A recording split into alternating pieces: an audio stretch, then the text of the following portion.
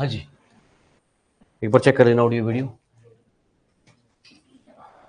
तो अब दो पार्ट चल रहे हैं। एक तो हमारा टॉपिक चल रहा है परसेंटेज,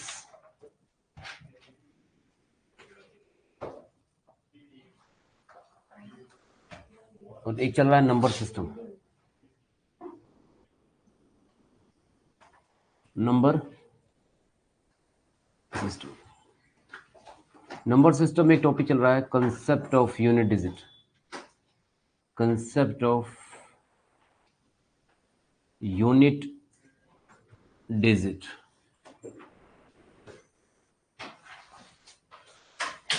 परसेंटेज में हम देख रहे हैं परसेंटेज इंक्रीमेंट, परसेंटेज डिक्रीमेंट, ये देख रहे हैं ना।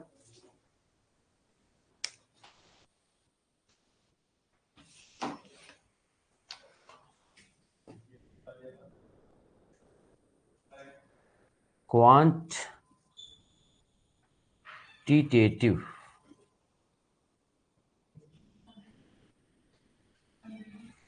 एप्टीट्यूड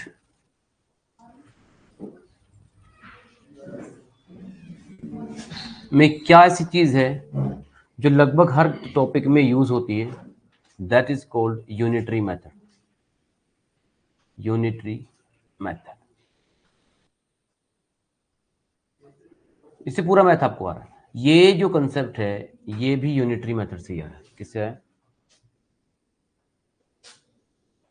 जब कोई आपको वैल्यू दे रखी होगी, कोई भी क्वेश्चन होगा क्वांट का, जो भी वैल्यू है, हमारे 42 है, उसके ऊपर कुछ ऑपरेशन लगेंगे। 42, 43 कुछ वैल्यूज दे रखी है, उसके ऊपर कुछ ऑपरेशन लगने के बाद एवरेज का वो क्वेश्चन होगा, परसेंटेज का वो क्वेश्चन होगा, टाइम एंड वर्क का हो सकता है, कुछ और वैल्यू 34, इस तरह से कुछ मिक्स में वैल्यू दे रखी होंगी। इन वैल्यूज को देखने के बाद हमें ये फाइनली पता चलेगा कि या तो आंसर, अगर यही वैल्यू है, खुद 42 आ जाएगा, या फिर लेस देन 42 आएगा, या फिर अरे यही तो होता है, केस तो तीन ही बनते हैं। यस और नो? अगर कोई एक सिंगल वैल्यू दे रखी है उसके तीन केस बनेंगे। यस और नो? अब जैसे कल मैं बोल रहा था कि 1000 एक वैल्यू है, उस पर कुछ 25% का इंक्रीमेंट है, क्या है? तो आप मुझे बताइए, ये जो आंसर आया था वो ग्रेटर देन 1000 आया था कि लेस देन 1000 आया था? ग्रेटर देन 1000 आया था। क्यों आया था? क्योंकि जो आप इसका जो रेशो बना रहे थे वो कितना बना रहे थे? 1000 से मल्टीप्लाई कर रहे थे। यस और नो? तो आंसर कितना आ गया था? मुझे करने की जरूरत नहीं, 12, 1250। इसमें कुछ खास है। ये क्या खास चीज है? यहाँ जो 25 में जो 125 जो 100 है, जो ग्रेटर वैल्यू है ऊपर आ रही है, लेस वैल्यू नीचे आ रही है। इसका मतलब ये जो वैल्यू है ये ग्रेटर देन 1 क्या है? ग्रेटर देन 1 कब बनता है? जब इसको न्यूमरेटर बोलते हैं, इसको डिनोमिनेटर बोलते हैं। न्यूमरेटर अगर ज्यादा हो गया डिनोमिनेटर से तो आंसर हमेशा कौन सा बनता है? केस बनता है ग्रेटर देन 1 वाला, क्या? और जब भी ग्रेटर देन 1 केस बनता है और किसी भी वैल्यू को ग्रेटर देन 1 से मल्टीप्लाई करते हैं, इस वैल्यू को ग्रेटर देन 1 समझो ना इसको, तो डेफिनेटली वैल्यू क्या कर जाती है? इंक्रीज कर जाती है। किसी भी वैल्यू को अगर ग्रेटर देन 1 से मल्टीप्लाई करें, कोई भी वैल्यू, 4 है, 4 में आप 2 मल्टीप्लाई करो, बढ़ गया, 4 2 8 हो गया। 4 में 1.5 मल्टीप्लाई करो, कितना हो जाएगा? इसको ये 3/2 हो जाएगा, 2 4 6 हो जाएगा, कितना हो जाएगा? वैल्यू इंक्रीज हुई कि नहीं हुई?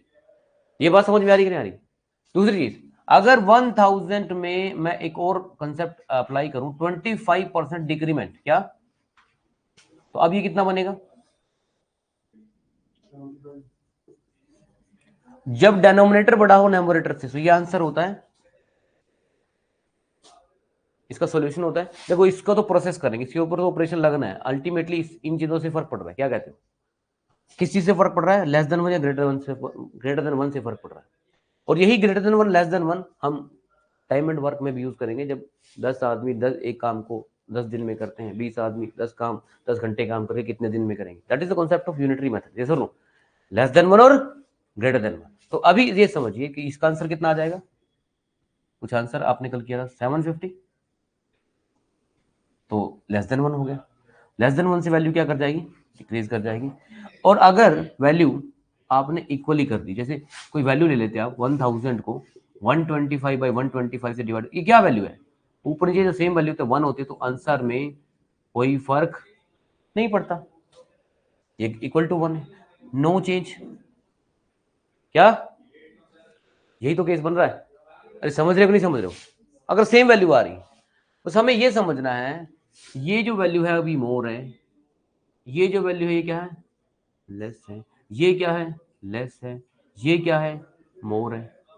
इससे फर्क पड़ेगा नहीं, इससे कुछ फर्क नहीं पड़ेगा, हमें मोर लेस, हमें ये देखना है कि मोर ऊपर रखना है कि लेस ऊपर रखना है। क्या कहते हो? अब आप खुद अपनी कॉमन सेंस से बताइए, अगर आंसर मोर चाहिए, ज्यादा चाहिए, तो क्या कौन सा फैक्टर लेना चाहिए, ग्रेटर देन 1 वाला कि लेस देन वाला?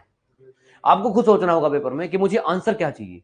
मेरे मार्क्स जो भी मेरे मार्क्स है उसमें 25% इंक्रीमेंट हो गया, तो आपको ग्रेटर देन 1 चाहिए, ग्रेटर देन 1 चाहिए, तो आप क्या करो, जो ऊपर वाली वैल्यू है वो बड़ी रखो, छोटे वाली नीचे वाली वैल्यू छोटी रखो, सो दैट आपको आपका वही आंसर है जो आप चाहते हो। क्योंकि परसेंटेज को हम दिमाग में नहीं सोच पाएंगे, लेकिन हमें आइडिया लग जाएगा कि मुझे, क्योंकि गलतियां कहाँ होती है बच्चों से, गलतियां उनसे ही होती है कि वो इस फैक्टर को, इसको क्या लिख देंगे, 100/125 लिख देंगे, इसको क्या लिख देंगे, 100/75 लिख देंगे। रेशियोज का फर्क पड़ जाता है, किसका फर्क पड़ जाता है, और जो आप रेशियो डिस्टर्ब करते हो वो दोनों आंसर आपके ऑप्शन में अवेलेबल होते हैं, क्या होते हैं, कि वो चांस ऑफ एरर है ना।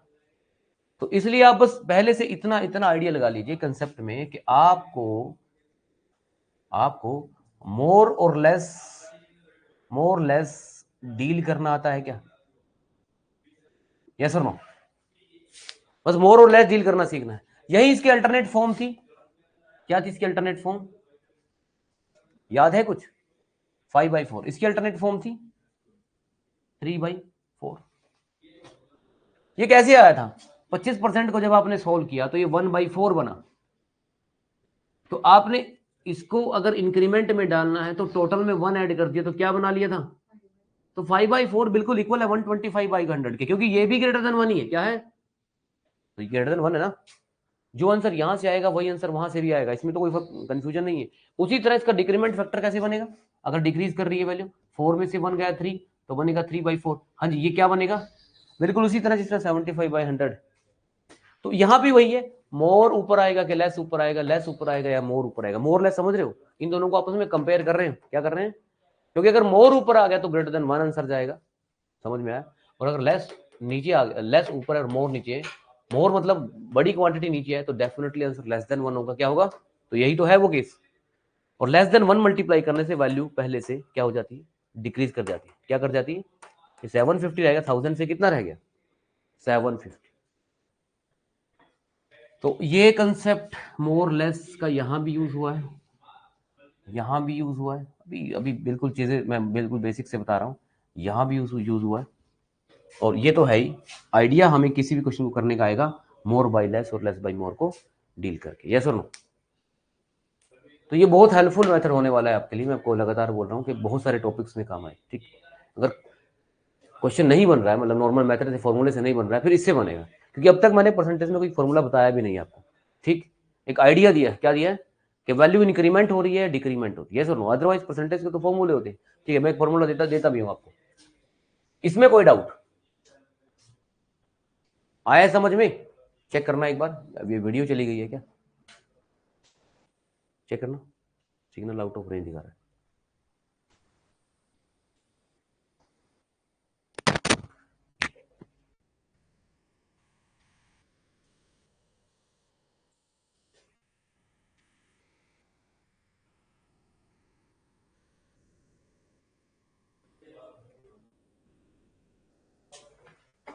सेलेक्ट आउट ऑफ रेंज सही चल रहा है? ये आ रहा है। इसका क्या करना है? रिफ्रेश। चलिए,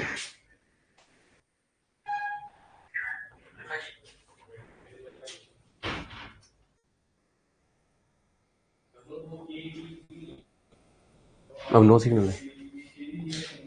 ठीक,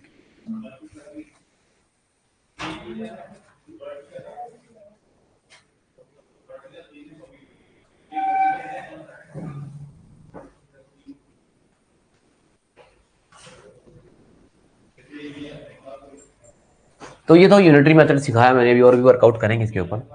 अब परसेंटेज को अब 3 पार्ट में इसके फॉर्मूले हम डिवाइड करेंगे।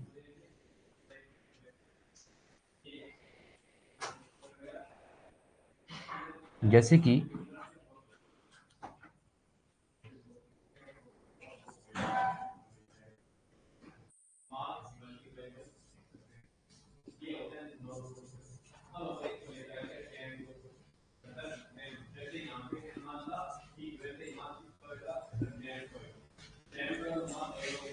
200 आए हैं किसी स्टूडेंट्स के मार्क्स आउट ऑफ 800, तो हमेशा याद रखना टोटल कहाँ आता है, टोटल तो नीचे आएगा, ऑब्टेनिंग कहाँ आएगी। ऐसा करने से सिर्फ हमारे पास एक फ्रैक्शन आएगा जो सिर्फ a/b फॉर्म का होगा। क्या होगा, कुछ भी वैल्यू आएगी। किसी भी आंसर को ऐसे लिखने की, परसेंटेज उसके पीछे यूनिट लगाना चाहते हो तो उसको किससे मल्टीप्लाई करना पड़ेगा। अच्छा 100 को मैं इधर लेके जाता हूँ तो इसको परसेंटेज हटा देता हूँ तो 100 क्या आ जाएगा, तो परसेंटेज को किससे रिप्लेस किया आपने, 1/100 से। तो कल यही बताया था, परसेंटेज रिप्लेस विद, यस और नो। तो परसेंटेज मीन्स चीजें आपको पता है। तो अब इसका आंसर आप 100 में ले जाओ, परसेंटेज में ले जाओ तो आपका कुछ आंसर आ जाएगा, तो उससे हमें मतलब नहीं। तो ये कितना हुआ 25 ना, 0 कट कर लीजिए बस। हाँ 25 भी तो आएगा, 4 आएगा, ये 25 आएगा, ठीक है 25%। इसको सोचने का एक और तरीका ये भी है कि अगर 800 कंप्लीट वैल्यू है तो इसके आप 4 पार्ट कर लीजिए, 4 पार्ट। अगर 800 कंप्लीट, ये काम आएगा आपको जब आप और कॉन्सेप्ट कर रहे होंगे। 800 के 4 पार्ट करिए, क्योंकि जो आप 4 पार्ट कर रहे हैं देखना वो क्या बन रहे हैं। 4 पार्ट में 200 आएगा, 200 आएगा, 200 आएगा और 200 आएगा। क्या आएगा, 100 के भी 4 पार्ट करिए, 25 आएगा, 25 आएगा, 25 आएगा और 25 आएगा। यस और नो, 4 हिस्से हैं। ये 1/4 पार्ट है, ये 1/4 पार्ट है, ये भी 1/4 पार्ट है, ये भी 1/4 है, ये भी 1/4 है, ये भी 1/4 है। इक्वल कर सकते हैं हम, क्या कर सकते हैं इसको, टोटल हमेशा 1 भी हो सकता है, हो सकता है, ठीक है। अब उस 1 का 4th पार्ट यहाँ पर रखा गया है, तो यहाँ पर समझिए 800 के 4 पार्ट किए हमने, 200 200 200, टोटल कितना बना 800। तो कोई एक पार्ट आपने उठाया 1/4, तो वो किसके बराबर है। तो उसी तरह जब 100 के 4 पार्ट किए, एक पार्ट उठा के इसके इक्वल रख दिया, अगर ये इसके बराबर है, ये इसके बराबर है, तो ये दोनों बराबर है, तो 25% किसके इक्वल आ गया, 200 के। किसके, तो 200 का 1/4 पार्ट होता है, तो हमें पता है ये 25% है। क्या आएगा, 4th ही पार्ट तो हुआ। ये जो चीजें हैं ये कभी भी चेंज नहीं होंगी, हर क्वेश्चन में ये चीजें सेम रहेंगी, 1/4 1/2 इस तरह की चीजें। थोड़ा और आगे सीखेंगे जब बेसिक क्वांटिटी कर रहे होंगे। तो ये फॉर्मूले में किसी को कोई दिक्कत नहीं होना चाहिए कि अगर आप ऑब्टेनिंग की बात कर रहे हो, ऑब्टेनिंग की बात कर रहे हो, तो डिवाइड बाय टोटल कर देना, मल्टीप्लाई बाय 100 क्यों कर रहे हैं, क्योंकि हमें आंसर किस में चाहिए, परसेंटेज में। तो आप सेकंड केस है कंपेयर का, इसका केस है, थर्ड केस भी कंपेयर का ही। ये थोड़ा डिफरेंट है, सेकंड केस फिर थर्ड केस, और फर्स्ट केस आपने कर लिया। ये आएगा आपको डाटा इंटरप्रिटेशन वगैरह में काम, ये कॉन्सेप्ट मैं पर्सन लेता हूँ। आई होप पहला कॉन्सेप्ट आपको क्लियर हो गया होगा। ये हो गया पहला concept clear, obtaining divide by total, इसमें कोई बड़ी बात नहीं कि प्रैक्टिस कर लेंगे हम, ठीक। यहाँ पे आ जाइए,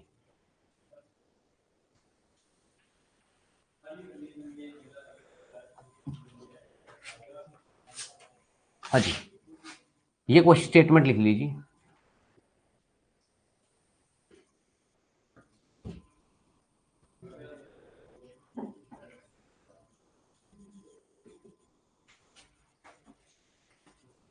यहां हम रेफरेंस 100 नहीं ले रहे, अभी हमने रेफरेंस 100 लिया था, टोटल लिया था 200/800, यही किया था। रेफरेंस हमने टोटल लिया था, टोटल मैंने आपको बताया था कंप्लीट वैल्यू किसके बराबर होती है, अरे बताया तो था 100%। यहां हम रेफरेंस क्या लेंगे, ए कर रहे होंगे तो बी रेफरेंस लेंगे, बी कर रहे होंगे तो ए रेफरेंस लेंगे, क्योंकि हम दोनों में क्या कर रहे हैं, आगे 100 का कॉन्सेप्ट आएगा, पर लेकिन पहले कैसे। यहाँ क्वेश्चन है हाउ मच, पहला क्वेश्चन है, बहुत लगभग इसी तरह के क्वेश्चन आते हैं, how much A marks how much percent लिख देता हूं, how much percent A marks less than B, less than B, पहला क्वेश्चन। दूसरा है how much percent B marks less than ए।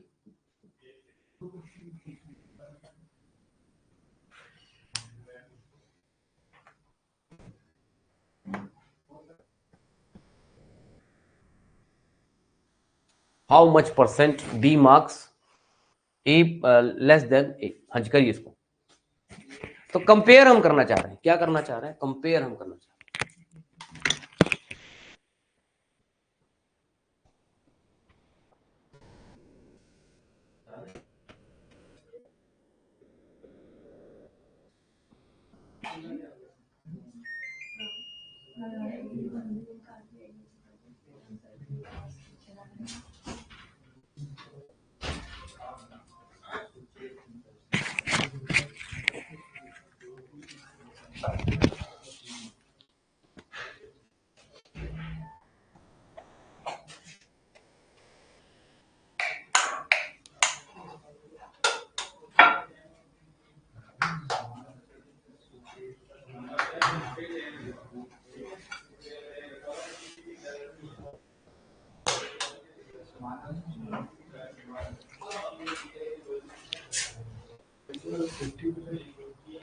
देखो अगर मैं यहां से परसेंटेज हटा दूं, परसेंटेज का मतलब तो होता है ना कुछ ना कुछ,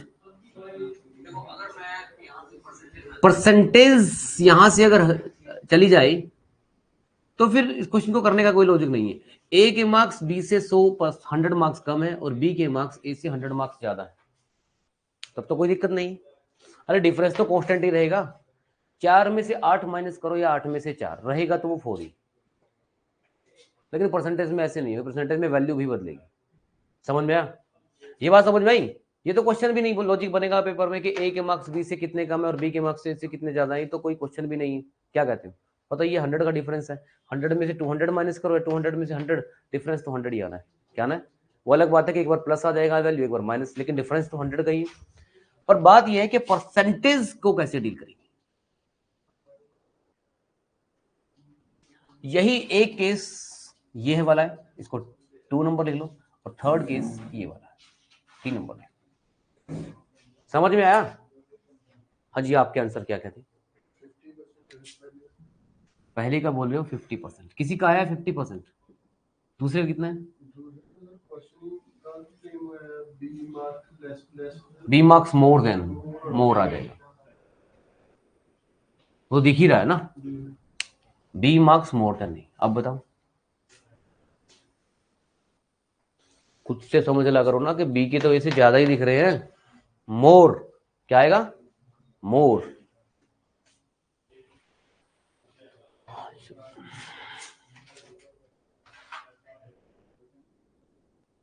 जितने भी मैं क्वेश्चन करवा रहा हूँ ना, इससे एक भी बार परसेंटेज का क्वेश्चन नहीं बनेगा, ठीक है? ये सारे केस वही कर रहा हूँ, ठीक है? मैं तो परसेंटेज को ब्रॉड टर्म में लेके चल रहा हूँ ताकि हर जगह आपको परसेंटेज के कॉन्सेप्ट यूज करो, ठीक है? Very good. दूसरे का भी क्या आएगा? 50%।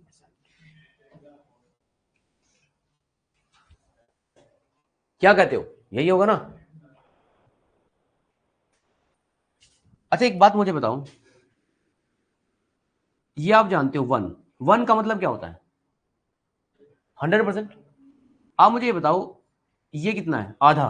नॉर्मली भाषा की बात करिए, छोड़ दो मैथ को। आधा, हाफ, हाफ, हाफ मतलब 50%। कितना? अरे 50% तो होता है ना। अच्छा 50% बनेगा कैसे? किसी भी value A by B form को परसेंटेज बनाने के लिए किससे मल्टीप्लाई करना पड़ता है? अब ये बात है ना, परमानेंट दिमाग में बिठा लो आपके। अब आपको हाफ को हमेशा 50% भी बोलना है। क्या बोलना है? तो कितना आंसर आएगा सोल्व करके? लेकिन क्योंकि आपने 100 से मल्टीप्लाई किया, क्या बोलना पड़ेगा? तो 1/2 50%, जो 1/2 में 100 मल्टीप्लाई करें तो आंसर कितना है? 50% आया। अगर इसको आप 1/2 को सिर्फ खाली 50 लिखते हो तो स्टूडेंट ये नहीं हो सकता। ये तो दो अनइक्वल वैल्यू है। किसी बच्चे के मार्क्स हाफ आए हैं, किसी के 50 आए हैं, हाफ वाला बोले मेरे भी तो सेम है। नहीं हो सकता ऐसा, ये नॉट इक्वल है। लेकिन अगर मैं ये कह दूं अब इक्वल आ गए, क्यों? क्योंकि अगर मैं परसेंटेज हटाऊंगा तो यहां क्या करूंगा? तो क्या हो जाएगी ये वैल्यू भी 1/2 इक्वल टू 1/2, कोई दिक्कत नहीं। मुझे बस इतना जानना है आपसे, क्योंकि आपने डीप में ये चीजें अभी समझनी आगे करनी है। इसका 1/2, ये कितने परसेंट हुआ, ये कितना परसेंट हुआ, 25%। ये कितना हुआ, 25 है, 1/10। एक 1 के 10 हिस्से कर लिए, 10 हिस्से का मतलब 10% एक हिस्से में, 10 10 10 10 10 बार 10 10 10% को जोड़ोगे 100% बन जाएगा। तो कितने परसेंट आएगा। मैं आपसे एक बात पूछना चाहता हूं, 4 2 से कितना ज्यादा है, 100% ज्यादा है।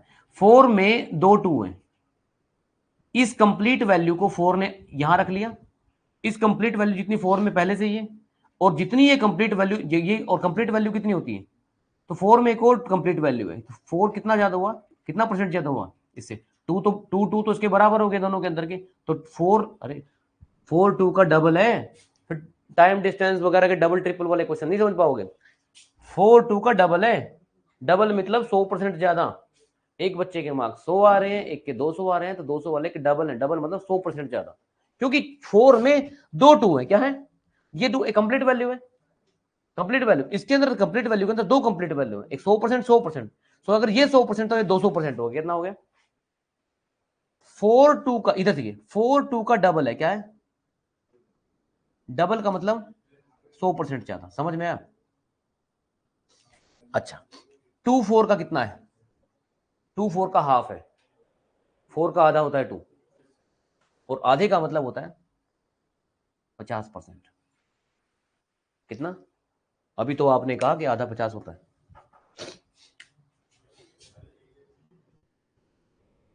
आप ये दोनों बताओ, दोनों वैल्यू सेम होती है क्या, एक तो आप बोल रहे हो डबल, एक बोल रहे हो हाफ, सेम होता है क्या। हाँ मैं मानता हूं ये 2/1 है, लेकिन अगर किसी क्वेश्चन को आपने 1/2 करना हुआ और गलती से आपने 2/1 कर दिया, तो आप ये बताओ एरर तो आएगा। मैं मान रहा हूं बिल्कुल सही बात है, सिर्फ आप कहोगे छोटी सी तो गलती हुई है, नंबरेटर को डिनोमिनेटर तो पूछ किया, आता ठीक ही तो कर रहा हूं मैं, लगभग तो पास हूं, लेकिन क्या करें ये एमसीक्यू पेपर है, यहाँ पास आके भी एरर हो जाएगा। तो दोनों में ऑलमोस्ट किस चीज का फर्क है, ग्रेटर देन 1 और लेस देन 1 का फर्क है, किसका फर्क है, तो एरर तो आएगा। अगर आपने इस चीज का ध्यान नहीं दिया तो आपने ये देखना है 4 2 का डबल है, डबल मतलब 100%, और 2 4 का हाफ है, हाफ मतलब 50%। तो यहां पर भी तो ही दिख रहा है 100 ए बी का हाफ है, तो यहां तो 50% आएगा, और बी ए का डबल है तो 100% आना चाहिए था। क्या आना चाहिए था, डबल। अभी तो कंसेप्ट लगाया, बस हमें ये देखना है। अब मेरी बात समझ में आ रही है कि नहीं आ रही है आपको। मैंने अभी फॉर्मूला तो करवाया नहीं, मैं सिर्फ बता रहा हूं आपको, आंसर तो इसके 50% और 100% आएंगे। कितने आएंगे, 50% और 100%, क्योंकि एक वैल्यू डबल है और दूसरी वैल्यू उसकी हाफ है। यहां पे भी हुआ 4 2 का डबल है और 2 4 का हाफ है। अगर ये नॉर्मल क्वेश्चन होता 4 2 से कितना ज्यादा है 2, 2 4 से कितना कम है 2, पर वो तो नॉर्मल प्लस माइनस हुआ ना, उसमें तो डिफरेंस कांस्टेंट होता है। क्या होता है, कल भी आपने देखा 40% इंक्रीमेंट 40% डिक्रीमेंट, आंसर सेम 80%, इस तरह से नो चेंज नहीं हो सकता। परसेंटेज का कॉन्सेप्ट ही अलग है, समझ में आया। तो आप इस क्वेश्चन को जिस भी फॉर्मूले से कर रहे हैं वो फॉर्मूला आप एक बार जरूर देखें, ठीक है। मैं करता हूँ फॉर्मूला, पहले ये बताइए बेसिक समझ में आया। ये एक्चुअल में दो क्वेश्चन है, ठीक है, केस 1 केस 2 केस 2 केस 3 दो क्वेश्चन है। तो लिखिए फॉर्मूला, जब भी आपको when we compare two quantity, लिखिए व्हेन वी कंपेयर, जब हम दो क्वांटिटी को कंपेयर करते हैं, two quantity in percent, in, तो जो फॉर्मूला रहेगा वो सबसे पहले तो उन दोनों का क्वांटिटी का क्या करना होगा, डिफरेंस। क्या करना होगा, डिफरेंस, और divide by last given value, last given value. अच्छा ये हाई, आप सोच रहे हैं कि मैं इस तरह की फॉर्मूले क्यों बना रहा हूं, एक्चुअली फॉर्मूले तो बनाने की जरूरत थी ही नहीं इन क्वेश्चंस के लिए, ये तो नॉर्मली हो जाते हैं। जैसे मैंने आपको बताया वो उसका डबल है, उसका हाफ है, लास्ट गिवन वैल्यू, हाँ इनटू, क्योंकि ये ए बाई बी फॉर्म है, ए बाई बी फॉर्म का अगर आंसर मुझे परसेंटेज में ही चाहिए, क्योंकि परसेंटेज में क्वेश्चन गिवन है, तो मुझे क्या करना पड़ेगा यहाँ पे बताओ, बस देखो a बाई बी तो आंसर आ जाएगा से 1/2 4/5 कुछ भी आ जाएगा, ग्रेटर देन 1 लेस देन 1 बनेगा यहाँ से, यस और नो। उसको किससे मल्टीप्लाई कर देंगे, क्यों भाई परसेंटेज में आंसर चाहिए, किस में आंसर चाहिए। करो अब इस क्वेश्चन को, पहले वाले को। ए और बी का डिफरेंस कितना है, इसको करो। ए और बी का डिफरेंस कितना है, गिवन वैल्यू क्या है, लास्ट वैल्यू गिवन बी ना, तो बी के मार्क्स कितने, परसेंटेज में आंसर चाहिए कितना है। हाँ जी, ये दिख भी रहा है, ए के मार्क्स बी से, ए के मार्क्स बी से, ए के मार्क्स बी से 50% कम है, ए के मार्क्स बी के हाफ है, कितना आ रहा है 50%। ये तो पता ही आपको कि ए के मार्क्स बी के आधे आ रहे हैं, तो वो 50%, आधे मतलब हाफ मतलब 50%। और ये फॉर्मूले से भी आंसर जो आया वो कितना, क्योंकि हमें फॉर्मूला तो चाहिए एटलीस्ट। कई सिचुएशन में आपको जब स्टेटमेंट बड़ी हो जाएगी, कुछ और सिचुएशन मल्टीप्लाई करनी पड़ेगी, तो हम रेफरेंस तो रखेंगे। अच्छा, इसको भी ले लो, डिफरेंस कितना है ए और बी के मार्क्स का, यहां देखो स्टेटमेंट तो ये 100, लास्ट गिवन वैल्यू क्या है, ए कितना है। हाँ जी, अब देखो चेंज नहीं आएगा वैल्यू में, क्योंकि 1 बन गई, ना ग्रेटर देन 1 रहा ना लेस देन 1 रहा, तो 100 से मल्टीप्लाई करेंगे, कंप्लीट वैल्यू आ जाएगी, कितना आ जाएगा, ना बढ़ेगी ना घटेगी, सेम आ गया 100%। समझ में आया। जैसे अगर यहां पर आपने इस चीज को नहीं समझा तो चांस ऑफ एरर, समझ में आया। अभी कहीं पर भी आप ये मत सोचिए कि आपको एक एक क्वेश्चन, हजारों क्वेश्चन प्रैक्टिस करने हैं। अगर आपने ये सारा आइडिया ले लिया तो 10 में से आपके 7-8 क्वेश्चन रीजनिंग में मैं देखता हूँ आप कर रहे हो, आपसे आराम से पेपर में भी कर रहे हो, बड़े आराम से हो जाएंगे। समझ में। ज्यादा क्वेश्चन के पीछे, अभी क्वेश्चन ज्यादा के पीछे तब भागना जब आपको स्पीड आपको चेक करनी हो। क्या चेक करनी हो, अगर लर्निंग कर रहे हो, जैसे टाइम एंड डिस्टेंस सीखना है आपको, समझ में आया, ट्रेन के क्वेश्चन सीखने हैं, तो वहां स्पीड मैटर ही नहीं करती, क्योंकि वो क्वेश्चन स्टेटमेंट वाला होता है, उसको ठीक करना है। वो क्या करना है, स्पीड किसके लिए होती है, स्पीड ना, अगर क्लरिकल लेवल का कोई पेपर दे रहे हो ना, उसमें ज्यादातर क्वेश्चन इस तरह के आते हैं, बोर्ड मास टाइप। इन क्वेश्चन में क्या करना होता है, एक्यूरेसी वगैरह, सिंप्लीफिकेशन के क्वेश्चन आएंगे, मल्टीप्लाई डिवाइड के क्वेश्चन आएंगे, क्योंकि उन्होंने सारा दिन करना भी यही है, मल्टीप्लाई डिवाइड, यस और नो। ठीक है, रिक्वायरमेंट होती है, लेकिन अगर हमें मैथ सीखना है, स्टेटमेंट सीखनी है, तो हमें greater than 1 less than 1 unitary method जैसे कॉन्सेप्ट देखने पड़ेंगे। आई होप आप समझ पा रहे होंगे, समझ में आया। तो परसेंटेज के 3 कॉन्सेप्ट देखे भाई हमने। तो अब आप कोई भी परसेंटेज का क्वेश्चन ट्राई करने की कोशिश करें वर्कबुक में से, ठीक है। अब मैं दूसरे टॉपिक पे आता हूँ, अब दो टॉपिक हम साथ साथ कर रहे हैं, ठीक है। Number system, because number system is waste of time, लेकिन क्या है कि उसके बिना काम नहीं चलेगा फिर आगे, ठीक है, कुछ जगह यूज करना पड़ेगा, ठीक है।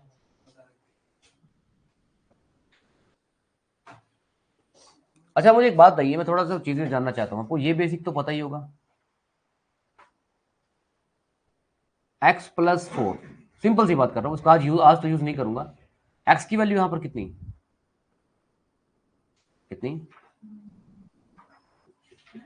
क्या मीनिंग होगा इस बात का, क्योंकि एक आध क्वेश्चन ना वैल्यू में रखने वाला आएगा पेपर में, आपको कोई भी एक्सप्रेशन आ जाएगा, 2x प्लस स्क्र प्लस, ऐसे कोई क्वेश्चन आ गया 2x square plus 4x plus 3 equal to 0, उसके बाद x की वैल्यू मान लिया बतानी है, आएगा पक्का 100%। मैं कोई भी पेपर होगा मैं दिखाऊंगा उसमें A B C D इस तरह से ऑप्शन दे रखे हैं, या फिर ये भी क्वेश्चन।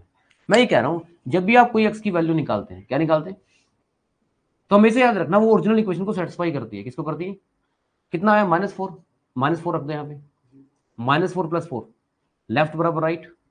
एक चीज और भी याद रखना, ये वैल्यू उतनी ही आएंगी जितनी x की पावर होगी, तो x की कितनी पावर है, तो इसकी एक ही वैल्यू आई है। यहाँ x की कितनी वैल्यू आएंगी, अगर हमारे लिए कोई इक्वेशन ऐसी है 2x की power 3x² plus 4x plus 2 equal to 0, इसमें x की कितनी वैल्यू आएंगी, हमें नहीं पता वो कौन कौन सी वैल्यू होंगी, लेकिन मैं आपको बता दूं वो 3 वैल्यू होंगी। मतलब जो इक्वेशन की पावर होगी उतने नंबर ऑफ रूट आएंगे, क्या आएंगे, अरे समझ रहे हो।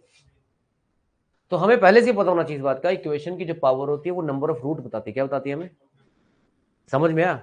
इक्वेशन की पावर हमें, ये अलजेब्रा में काम आएगा भाई, आपको नंबर ऑफ रूट्स बताती है, क्योंकि ये बेसिक चीजें पता नहीं कहाँ पे यूज करनी पड़ता है। तो माई होप नंबर सिस्टम में आप इस बेसिक चीज सीख चुके हैं, ठीक है। कोई भी कैसा भी अलजेब्रा का क्वेश्चन हो, मैं आपको बता दूं, उसका आंसर ऑप्शन में ही हाइड आउट होता है। क्यों भाई, क्योंकि आप क्या करो, मान लिया आपको x की पावर 2 दे रखी है और बोला एक x की वैल्यू बताओ, तो इसका मतलब ऑप्शन में दे रखी है, क्या दे रखी है, ऑप्शन तो देगा ही वो, एक एक ऑप्शन को उठा के इक्वेशन में पुट कर दो, जो ऑप्शन से कंप्लीट, ये क्या बन गया आंसर वही। अलजेब्रा के कुछ क्वेश्चन या 70-80% क्वेश्चन ऑप्शन में गिवन होते हैं। किसमें गिवन होते हैं? आपको बस ऑप्शन उठाने और पुट करने, समझ में आया। और अगर देखो वैसे तो फिर फॉर्मूले याद करना पड़ेंगे, क्वाड्रेटिक क्वेश्चन को निकालने का फॉर्मूला, क्यूब का क्वेश्चन आपने देखे भी होंगे, फॉर्मूले आपने याद भी किए होंगे, और वो आज तक यूजलेस इसलिए नहीं कि आपने कितनी बार याद किए है ना, और कितनी बार उनको फिर से भूल गए हो। इस तरह के फॉर्मूले आज याद किए, 2 दिन बाद फिर भूल जाओगे, ये सुनो। इसका मतलब इनका सोल्यूशन तो निकालना पड़ेगा, इनको हमें कुछ और वे में देखना पड़ेगा पहले से, ये सुनो। इस तरह अलजेब्रा फॉर्मूले देखे हैं कभी आपने, इस तरह के फॉर्मूले? ठीक है, तो ये थोड़ा सा अलजेब्रा का, क्योंकि अभी मैं नंबर सिस्टम खत्म होते ही जो हमारा स्टेटमेंट वाले 2 तरह की क्लास चलेंगी, स्टेटमेंट वाले क्वेश्चन चलेंगे और एक सिंपल अलजेब्रा वाले क्वेश्चन चलेंगे। नंबर सिस्टम के बाद मैं अलजेब्रा शुरू करूंगा, समझ में आया? 15-20 मिनट हम अलजेब्रा के क्वेश्चन करेंगे, अलजेब्रा आपकी स्पीड बढ़ाएगा, आपके क्वेश्चन एलिमिनेशन से करवाएगा, और स्टेटमेंट वाले क्वेश्चन को तो जो पैनिक फोबिया रहेगा वो तो करना ही है हमें। जो बच्चों को सबसे ज्यादा डर उन्हीं का रहता है, time distance, time work, compound interest, profit loss. ठीक है जी, ट्रेन। हाँ जी, हम बात कर रहे थे find unit digit, find unit digit. तो अगर एक क्वेश्चन आ रहा है 2 की पावर 52, 2 की पावर 51, 2 की पावर 53 और 2 की पावर 56, इनके यूनिट डिजिट क्या होंगे? सबके बता दिए। देखिए आपको पता है 2 के केस में 4 स्टेप बनेंगी, 1 2 3 4। पहला वैल्यू 2 आएगी, 2 की पावर 1 2, 2 की पावर 2 कितना होता है 4, 2 की पावर 3 कितना होता है 8, 2 की पावर 4 कितना होता है 16 होता है, लेकिन हम लिखेंगे 6। 6 के बाद 6 को फिर 2 से मल्टीप्लाई करेंगे, फिर 2 आएगा, 2 आ चुका है, छोड़ देंगे। ये 4 स्टेप बने, उस 4 स्टेप को 4 स्टेप को सीधा डिवाइड करेंगे इस पावर से 52 से। तो ये हमारे कॉमन सेंस से हमें पता चलेगा कि ये तो पूरा पूरा डिविजिबल है, इसका मतलब साइकिल कंप्लीट है। और कितने साइकिल कंप्लीट है 13। साइकिल से हमें कुछ लेना देना नहीं है, साइकिल कंप्लीट हो गई मतलब आंसर कितना है। साइकिल एंड कहां पे होता है? अब इसको कैसे करेंगे, ये तो साइकिल कंप्लीट नहीं हो रहे, तो आपको कैसे इसको ऐसे ब्रेक करना है, ऐसे ब्रेक करना है 51 को कि साइकिल कुछ बन जाए। तो आपको आपको अभी भी पता, आपने दिमाग से सोचना है कि भाई साइकिल जो कंप्लीट हुआ वो 2 के केस में कितने होते हैं 4। 4 को रिलेट करना है किससे? 4 को रिलेट करना है किससे? आपको आइडिया लगेगा, ये 52 के आसपास वैल्यू जा रही है ना। कितने साइकिल बन रहे हैं 52 से? पहला नंबर कौन सा जो 4 से पूरा पूरा इसको डिवाइड कर दे? एक तो 48 होता है और एक दो आसपास के नंबर ये। अरे 12 की टेबल, 12 फोर जा, यस और नो? ये 13 फोर जा आएगा, ये 14 फोर जाएगा, यस और नो? यही है। आप ये सोचिए अगर मैंने इसको ऐसे लिख दिया तो क्या दिक्कत है?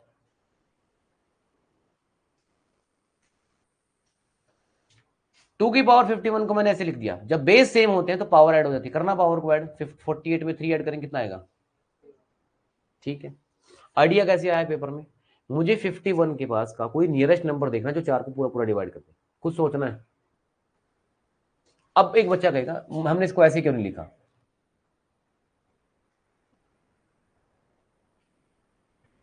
ये भी तो 51 बनेगा, ये भी तो 51 बनेगा। 2 की 2, 52 में से 1 गया कितना होता है?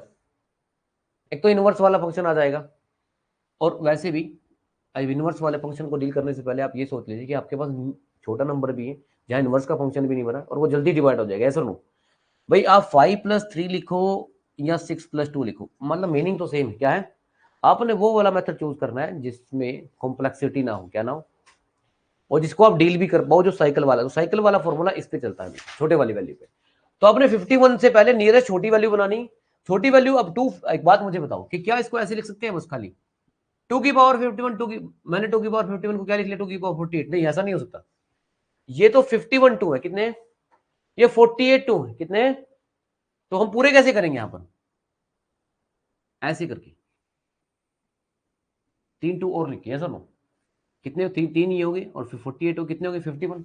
और 3 2 को लिखने के बजाय हम सीधा क्या लिख देंगे 2 की पावर, अरे समझ रहे हो? आपको पता है ये साइकिल कंप्लीट हो गए, क्रॉस कर दो, क्या कर दो? ये कहां पर एंड हुआ होगा? 6 पे। कहां पे एंड हुआ होगा? अरे अगर 12 साइकिल, ये 12 जो कि 48 होते हैं, तो 6 12 साइकिल कंप्लीट, तो कहां पे पॉइंटर रुक गया होगा? 6 के बाद पॉइंटर कहां पे आता है? एक बात मुझे बताइए, ए बी सी, जेड के बाद पॉइंटर फिर से कहां पे आता है? ए पे। फिर A B C D, Z के बाद फिर से क्या शुरू हो जाता है? ये आपको रैंकिंग वगैरह में देखा होगा आपने। तो 6 के बाद फिर से पॉइंटर कहां पाएगा? 2। पहला 2, दूसरा 2, तीसरा 2, 2 की पावर 3, पता ही है तीसरे 2 पे 8 है, या 2 की पावर 3 भी 8 होता है, तो आंसर कितना आएगा?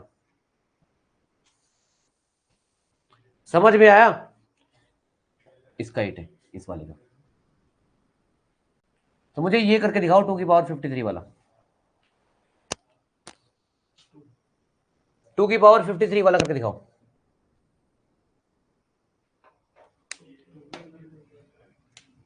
नियरेस्ट नंबर उठा लो। अब 52, यहां 52 है, यहां 53 2 है, तो एक 2 और लेना पड़ेगा। साइकिल कंप्लीट, 2 की पावर 1, 1 मतलब 2 की पावर 1 2 ही रहेगा, पहला नंबर 2 ही है, तो आंसर कितना आ जाएगा? ये 56 है, 4 से पूरा पूरा डिवाइड होगा 4 स्टेप से, 14 साइकिल कंप्लीट। हर साइकिल, पहले साइकिल के कंप्लीट होने पर आंसर कितना आता है? 6, दूसरे साइकिल के 6, 14 साइकिल के एंड में भी क्या आएगा? 6, तो इसका आंसर भी क्या रह जाएगा? तो पॉसिबिलिटी है या तो 6 आएगा, 8 आएगा, 2 आएगा, 6 आएगा, या फिर 4 भी पॉसिबिलिटी थी अगर कोई ऐसा क्वेश्चन बनता। समझ में आया? 2486, 2486 यही नंबर आने हैं यूनिट डिजिट पे, किसके केस में? समझ में आया? अब किसी का कोई डाउट हो तो आप पूछ सकते हो, क्योंकि अब हम 3 4 5 सारे करने वाले हैं और उसके बाद उनको मिक्स करने वाले हैं। ठीक, कोई डाउट है किसी को? देखिए, हाँ जी, आप ये क्वेश्चन करिए, 3 की पावर 52 ट्राई करिए, 4 की पावर 100,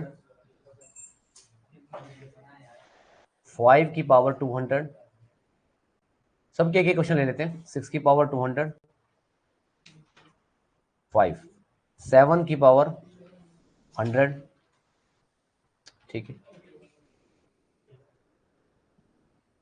ये कर लेते हैं पहले। हाँ जी, इसका आंसर कितना आएगा यूनिट डिजिट? इसका कितना आएगा?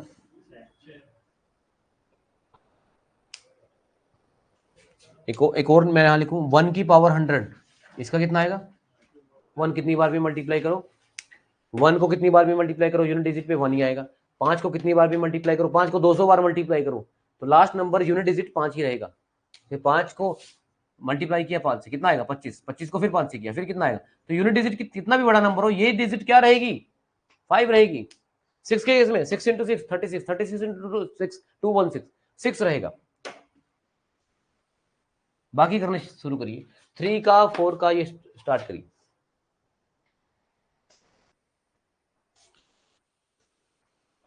फाइंड यूनिट डिजिट कंसेप्ट में हम बात कर रहे हैं 0 से लेकर 9 तक के नंबर की, ठीक है।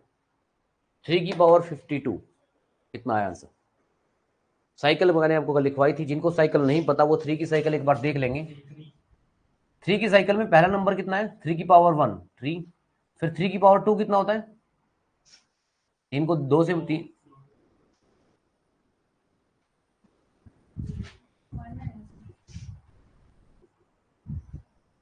तीसरा नंबर क्या होता है 3 में?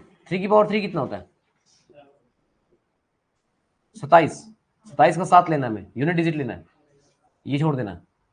फिर 7 को 3 से मल्टीप्लाई किया 21, 21 का सिर्फ हमें क्या लेना है? 1 लेना है, और 1 को फिर 3 से मल्टीप्लाई करेंगे 3 आ जाएगा, लेकिन 3 तो आ चुका है, इसलिए साइकिल हम वहीं रख देंगे। 3971 3971 3971, ये 4 स्टेप है। हाँ जी, क्या आंसर आ रहा है? ये 52, 1 2 3 4, 4 से पूरा पूरा डिवाइड हो जाएगा, चेक करके देखना। 52 कंप्लीटली डिविजिबल बाई कितना आंसर आएगा, और रिमाइंडर कितना आएगा? 4 साइकिल कम, कितना साइकिल कंप्लीट हुआ? 13। हर साइकिल के एंड होने पे कितना आता है? हर साइकिल के एंड होने पे कितना आता है? 1 ही आएगा, चाहे कितने भी साइकिल कंप्लीट हो जाए। पहले साइकिल के एंड होने पे आंसर कितना आया था? 1, तो दूसरे के में भी 1 आएगा, तीसरे के में भी 1 आएगा, कितने भी 1 हो। यहाँ कितने साइकिल कंप्लीट करवाए इसने? 13 साइकिल, तो फिर क्या दिक्कत है? 1 आएगा, क्या आएगा? एक बार ये चेक करो कि 3 की पावर 52 आपका सबका 1 आया कि नहीं आया, कैसे आया थी? साइकिल कितने कंप्लीट हुए? साइकिल कितने कंप्लीट हुए?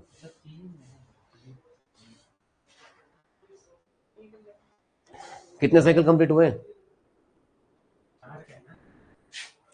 देखो अगर आपके पास टाइम है ना तो क्या करना, ऐसे लिख लेना, घर जाके लिख दोगे।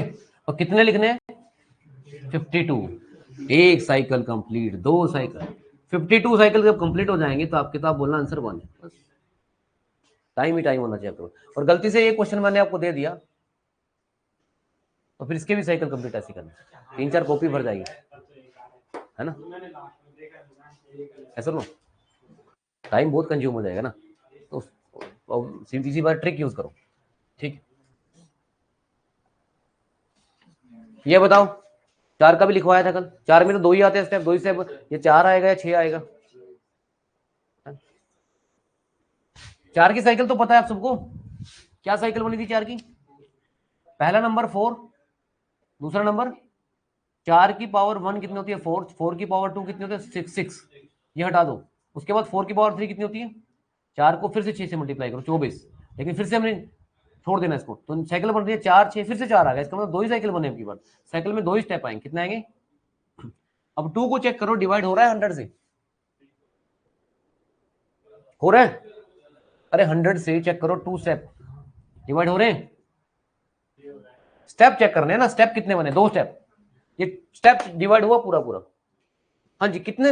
अगर 2 स्टेप को 100 से मैं डिवाइड करूं तो कितने साइकिल बनेंगे बताओ? 50 साइकिल कंप्लीट। अपने आप को बोलिए साइकिल कंप्लीट हो गए हैं। और कोई भी साइकिल जब एंड होता है तो लास्ट नंबर पे एंड होता है, तो पहला साइकिल जब एंड हुआ तो कितना बना? अरे 6, लास्ट नंबर पे साइकिल एंड होगा, लास्ट नंबर पे। यहां साइकिल कहां एंड हुआ था? 1 पे। देखो पहले पहला नंबर 4, फिर 6 के बाद फिर पहला नंबर क्या हो जाएगा? पिछले वाले क्वेश्चन में पहले 3 पे जाएंगे, फिर 9 पे, फिर 7 पे, फिर 1 पे, फिर 1 से फिर कहां जाएंगे? 3, 9, 7, 1। ह्यूमन बीइंग का साइकिल ले लो, डेथ पहले आएगी कि बर्थ? वैसे कुछ कह तो सकते हैं, लेकिन स्टार्टिंग तो बर्थ से ही करोगे। आप ऐसे थोड़ी ना होंगे कि 4 पहले आ जाएगा, मतलब साइकिल एंड कहां होगी? डेथ पे, है ना? इसको सीरियसली नहीं लेना, बता रहा हूं मैं आपको। शुरुआत बर्थ से करेंगे, तो बर्थ कहां से हुई है? 4 से। समझ में आया? साइकिल एंड कहां हुई है? 6 पे। तो कितने साइकिल कंप्लीट हुए? 50 साइकिल। तो आंसर कितना आएगा?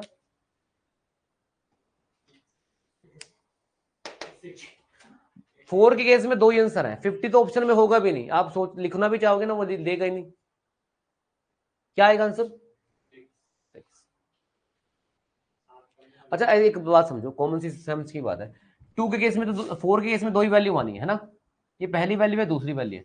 पहली वैल्यू 1, 1 कैसा नंबर होता है? ओड। दूसरी वैल्यू है इवन, ठीक है? ऐसे ले लो। अगर पावर में ओड हुआ तो 4 आ जाएगा। एक बार देखें भाई, अगर पावर में 1 हुआ तो ओड हो जाएगा, और ओड के केस में 4 आएगा। और इवन, अगर पावर इवन हुई तो 6 आंसर आएगा। मुझे ये बता दो, 100 कैसा नंबर है? इवन है कि ओड है? इवन नंबर में क्या आता है आंसर? और ओड नंबर में पावर में क्या आएगा?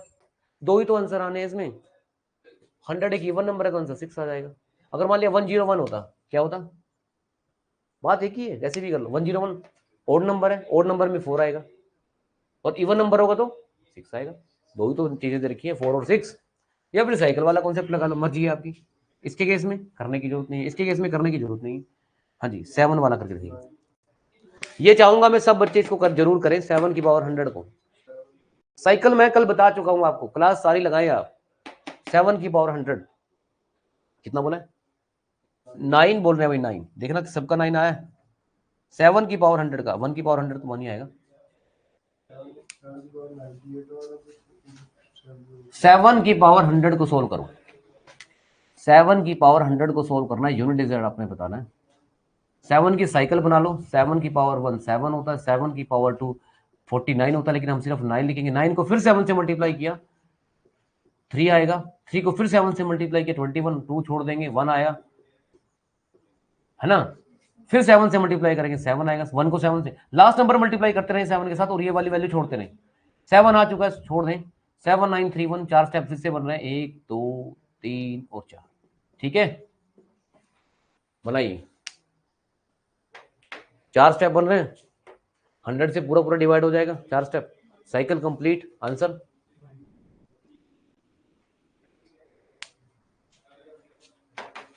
7 की पावर 100, 7 की पावर 100, 7931, 7931। चेक करो एक बार साइकिल। अरे डाउट है कुछ, समझ में आया? 7 की पावर 1 7, 7 की पावर 2 49, 49 का 4 छोड़ो, 9 रखो है, 9 को फिर 7 से करा 63, 6 छोड़ दो 3, आपने लास्ट नंबर उठाना है, 3 को फिर 7 से करा 1 21। तो साइकिल का क्या बन रही है 7 की, 7931। पहले 2 वाला एक बार देख लो, 2 वाले में 4 स्टेप बने थे, पावर से डिवाइड किया था, पूरी पूरी पावर डिवाइड हो गई थी। तो आपको बोला जब पावर डिवाइड होती है साइकिल कंप्लीट होते हैं। तो किसी भी साइकिल के एंड होने में अब की बार कितना आ रहा है, साइकिल कहाँ एंड हो रही है 4 पे, 4 के बाद फिर 7 आएगा, 9 आएगा, 3 आएगा, 1 आएगा, फिर 7 आएगा, 9 आएगा, 3 आएगा, 1 आएगा, यही चलता रहेगा, आंसर आएगा 1। साइकिल एंड कहाँ हुई है? अगर बाई चांस ये क्वेश्चन ऐसा होता तो देखो क्या होता, इसको ऐसे ब्रेक करते आप, साइकिल कंप्लीट, साइकिल कंप्लीट होने के बाद फिर पॉइंटर एक साथ और बचा हुआ, तो फिर से आप पहले वाले साथ पे आ जाओ, 1 वाले पे। तो कितना आंसर बनेगा इस केस में? अगर ये ऐसा लिखा होता तो आप कैसे करते इसको? मिनिमम नंबर के साथ शुरू करना है, आपको बताया था मैंने। साइकिल कंप्लीट, 7 की पावर 2, देखने की जरूरत नहीं है, 7 की पावर 2 49 होता है, 2 में क्या क्या नंबर आता है 49 का, ये 4 इधर आ जाएगा ना, तो कितना आंसर आएगा? अगर मान लिया ये होता 103 तो क्या करते, 7 की पावर 100 और 7 की पावर 3, साइकिल कंप्लीट। कितने मर्जी हम इससे क्या लेना, 7 की पावर 3, 7 को 3 बार मल्टीप्लाई करेंगे, 7 गुना 7 गुना 7, 7 7 9 आएगा, 9 को फिर 7 से किया 3 आएगा, 63। हमने सिर्फ लास्ट नंबर उठाना है, 7 7 49, 49 4 छोड़ो 9, अरे 49 का ये छोड़ देंगे ना, 9 को फिर 7 से करेंगे 63, 6 फिर छोड़ दो, तो आंसर कितना आएगा 3, और 7 की पावर 3 पे कितना आ रहा है? अरे समझ में आया?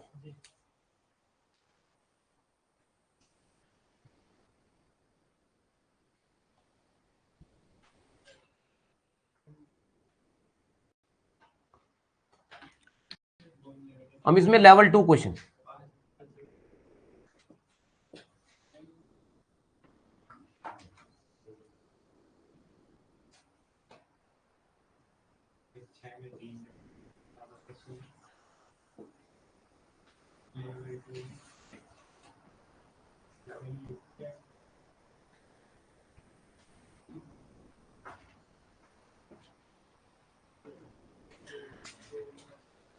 Find unit digit, unit digit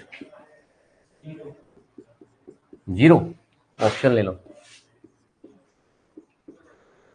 हाँ जी, स्लीपिंग, नॉट इंटरेस्टेड, 0, और बताओ।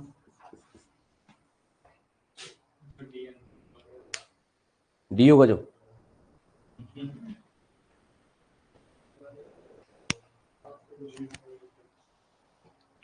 जीरो आ रहा है क्या भाई, 0?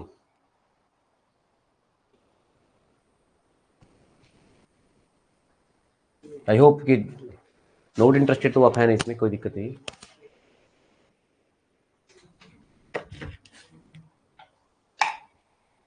देखो इस क्वेश्चन को क्या कैसे डील करना है आपने, हमें बार बार रेप्लीकेशन ऑफ यूनिट डिजिट देखना है। क्या देखना है? तो इस क्वेश्चन को कैसे बनाना है, आपने अपने से ऐसे सोचना है, ऐसे। तो आपने सोल्व करना है 2 की पावर 400 को, किसको सोल्व करना है?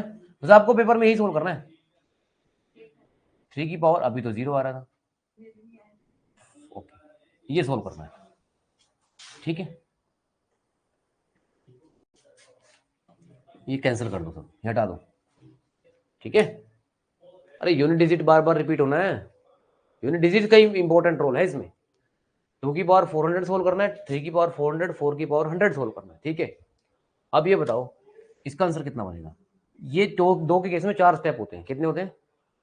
2 4 8 6, 2 4 8 6, 4 स्टेप। वो 4 स्टेप 400 को डिवाइड कर देंगे, हाँ 400 से 4 डिवाइड होता है पूरा पूरा। साइकिल कंप्लीट, मतलब आंसर कितना आएगा यहाँ पर, इसके केस में क्या आंसर आएगा? 100 साइकिल कंप्लीट होंगे यहाँ। 2 को 400 बार लिख लो आप, और 4 4 के सर्कल लगा लो, हर सर्कल में 4 बार 2 आना चाहिए, सर नो। तो कितने साइकिल बनेंगे? 100 साइकिल बनेंगे। हर साइकिल के एंड होने पे कितना आता है? 6। 2 के केस में वैल्यू कहाँ खत्म होती है, साइकिल कहाँ खत्म होता है, चेक करके बताओ। 6 पे। तो चाहे 52 लिखा हो 2 की पावर या 400 लिखा हो, ये सारे के सारे 4 की टेबल में आते हैं। 52 भी 4 की टेबल में आता है। 4 का 13th मल्टीपल होता है 52। 4 का 13th मल्टीपल होता है 52 और 4th का 100th मल्टीपल होता है कितना? हमने तो 4 की टेबल 4 10 40 तक की है, लेकिन एक्चुअली मल्टीपल तो कहीं तक भी जा सकते हैं। तो साइकिल कंप्लीट मतलब साइकिल के एंड, साइकिल 2 के केस में एंड कहां होती है? 6 पे। अब आगे आ जाओ, 3 के केस में भी 4 स्टेप है, होते हैं ना? तो यहां भी 100 साइकिल कंप्लीट होंगे। तो 3 के केस में देखो आप 3 9 7 1 है कि नहीं लिखा हुआ आपके पास? 4 ही स्टेप है, वो 4 स्टेप 4 का मल्टीपल है। 4 स्टेप इंटू 100 लिखा तो है। साइकिल कंप्लीट 3 के केस में साइकिल कहां एंड होती है? 3 के केस में साइकिल कहां एंड होती है? 1 पे, तो यहां 1 आ गया। 4 के केस में इवन नंबर है, इवन नंबर है, इवन नंबर मतलब तो हमने इसमें क्या करना है? 6 इंटू 1 6, 6 इंटू 1 6, 36। लेकिन 36 का भी 3 नहीं लेना, सिर्फ हम एक लास्ट नंबर उठाना है। क्या उठाना है? समझ में आया? कितना भी बड़ा नंबर हो उसका लास्ट नंबर ही तो उठाएंगे यूनिट डिजिट के लिए। समझ में आया? अच्छा, ये जो क्वेश्चन अभी बना है ना, ये पहले वाले क्वेश्चन पहले आने चाहिए आपको, इनकी प्रैक्टिस होनी चाहिए अलग से। ये वाली 3 की केस 4 केस और नो, उसके बाद लेवल 2 का क्वेश्चन का आप कर सकते हो। इनको आपस में मल्टीप्लाई करके ये वैल्यू आप निकाल सकते हो। समझ में आया कि नहीं आया? कितना आंसर आ रहा है? 6 आएगा।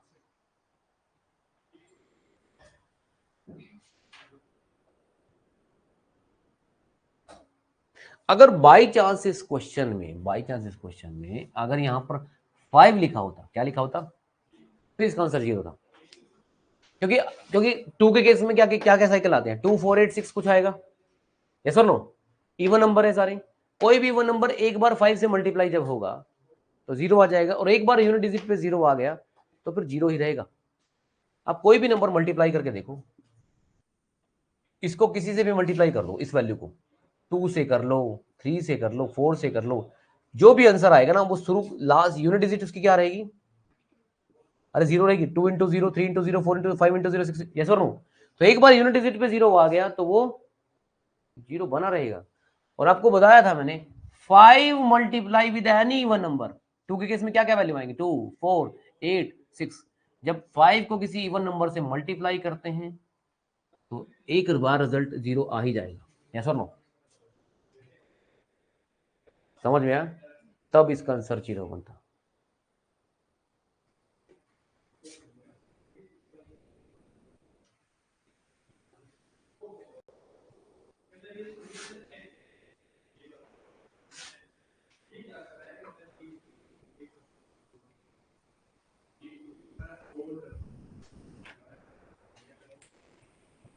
तो एक दो प्रॉपर्टी आप लिख लो सर्च की, जो आगे सर्च अलग से चैप्टर हम करने वाले हैं। सर्च की प्रॉपर्टी, क्योंकि ऐसा ना क्या रिक्वायरमेंट किसी की भी कहीं पे भी बढ़ जा रही है। अलजेब्रा में भी एक कॉन्सेप्ट मैंने आज भी बताया, सर्च की प्रॉपर्टी, सर्च इंडिसेस की, इंडिसेस की बता रहा हूँ कि अगर एक ही पावर m हो और एक ही पावर n हो तो बेस सेम हो तो पावर क्या हो जाएगी? ऐड हो जाएगी। ये बात याद रखना। मतलब अगर 2 की पावर 100 हो और 2 की पावर 50 हो तो नेट आंसर कितना बनेगा?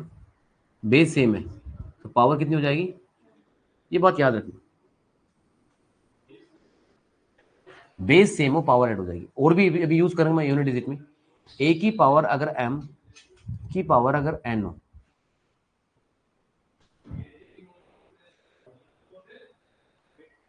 की पावर अगर p हो, की पावर अगर p हो, इसका बनेगा a की power m into n into p। तीनों पावर आपस में मल्टीप्लाई हो जाएंगी। ध्यान से सुनना इसको। यहां देखो 2 की पावर 10 की पावर 5 की पावर 8, इसका यूनिट डिजिट आपको बताना है। तो क्या करना है? 10 इंटू 5, ये m है ये n है p, 10 इंटू 5 50, 50 इंटू 8,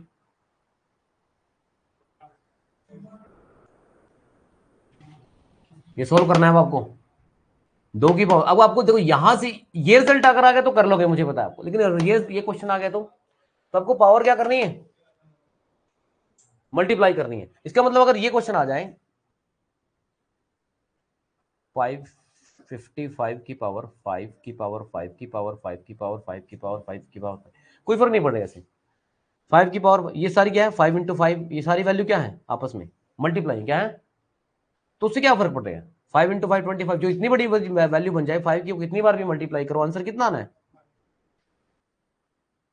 उसी तरह ये मैंने मल्टीप्लाई करके इसका क्या क्या कर लिया, मल्टीप्लाई कर लिया, 2 की पावर 400, ये तो कर दिया आपने कुछ, साइकिल कंप्लीट हो जाएंगे। अरे 400, 4 के टेबल में 4 स्टेप होते हैं, 4 स्टेप होते हैं 2 के केस में, है ना, 2 4 8 6, याद है आपको। तो 4 स्टेप 4 के टेबल में 400 आता है, यस। 4 4 का कौन सा मल्टीपल है 400, बताओ 4 का कौन सा मल्टीपल है, 100th मल्टीपल, मतलब साइकिल कंप्लीट। साइकिल कंप्लीट तो आंसर कितना आएगा 4 के केस में, 2 के केस में 2 4 8 6, कितना आएगा। तो आप समझ पा रहे हैं ये प्रॉपर्टी, अरे समझ पा रहे हो। कुछ और प्रॉपर्टी है जैसे a की पावर m की पावर n, इसका बनेगा a की पावर m, इसको ऊपर जाके साइन चेंज कर देंगे, हमेशा याद रखना, और बेस सेम है तो पावर ऐड हो जाएंगे, क्या हो जाएंगी, ऐड करना, यही होता है। तो अल्टीमेटली रिजल्ट क्या बनेगा, a की पावर m माइनस, इसका भी यूज करें, a की पावर m माइनस। जैसे मैं आपको बताता हूं, ये बताओ x की पावर 0 कितना होता है, 0 होता है ना, किसी नंबर की पावर 0, अगर मान लिया कोई नंबर आपको आ गया पेपर में, इसका क्या आंसर करके आओगे आप। एक क्वेश्चन आ गया ये 2 की पावर 0 मान लिया, तो इसका क्या आंसर है, 1 आएगा, 0 आएगा, 2 आएगा, 3 आएगा, क्या आएगा, इसका आंसर 1 आएगा। लेकिन कैसे, देखिए x की पावर 0 क्या, आप इसको x बाई एक्स लिख लो, क्या लिख लो, x बाई एक्स को कट करो, कितना आएगा 1, सेम ऊपर नीचे नंबर हो तो कितना होता है, 1 होता है, यस और नो, अरे 1 ही तो होता है। जब 100/100 हो, 200/200 हो, 4/4, 2/2, कितना होता है हमेशा। आप इसको ऐसे यहां पावर 1 लिख सकते हो, हाँ जी, नीचे की वैल्यू ऊपर जाके कितनी बन जाएगी ये वाली, तो बेस से में पावर ऐड हो जाएगी, तो x की पावर कितना हो जाएगा, इस रिजल्ट का आंसर कितना आ रहा है, अरे अभी तो सिखाया था, नीचे की वैल्यू ऊपर जाएगी माइनस हो जाएगी, बेस सेम है दोनों का, बेस सेम है तो 1 - 1 कितना होता है 0। तो अगर x बाई एक्स की वैल्यू x की पावर 0 है तो दोनों का आंसर कितना होना चाहिए, अरे कितना होना चाहिए। तो किसी नंबर की पावर अगर आप 0 वाली लिखा गया तो 0 मत करा ना, क्योंकि एक्चुअल में वो 2 की पावर 0 का मतलब है एक्चुअल में 2, अच्छा इसका तो आंसर आप पेपर में 2/2 का 1 करके आओगे, और 2 की पावर 0 का आप 0 करके आओगे। आप बताओ, स्टेटमेंट तो सेम है दोनों की, ये भी तो 2 की पावर 0 ही है, क्योंकि 2 की पावर, इसको 2/2 कैसे लिख सकते हो आप, 2 की पावर 0। आप ये बताइए, अगर मैं कह रहा हूं, मैं फिर वही बात कर रहा हूं, अगर एक जगह लिखा है 6+2, ठीक है, और एक जगह लिखा है 5+3, लेकिन आंसर को सेम लिखोगे, तो ये 2/2 और 2 की पावर 0 एक ही रिजल्ट है, एक ही क्वेश्चन है, ये दोनों एक ही क्वेश्चन है, तभी तो दोनों का सेम आंसर आया। तो 2/2 2 की पावर 0 एक ही बात होती है, क्योंकि इसका आंसर भी 1 है, इसका भी आंसर, इसलिए क्या हो गया, अरे समझ रहे हो। तो फॉरगेट नहीं, आपने नॉट फॉरगेट के इसका आंसर आप 0 कराओगे, समझ में आया। और बेसिक देखो,